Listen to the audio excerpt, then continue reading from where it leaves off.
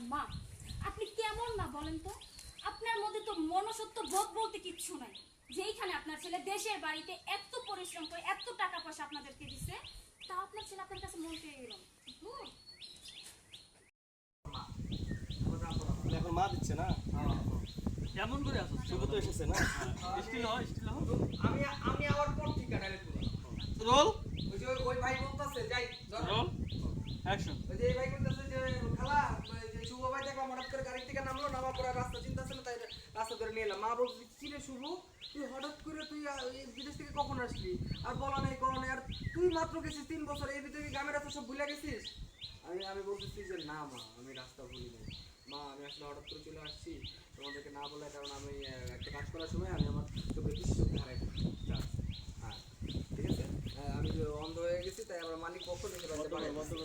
লাইভে আছে শুভ ভাই একটা কাম করলা, আবার মার দিল।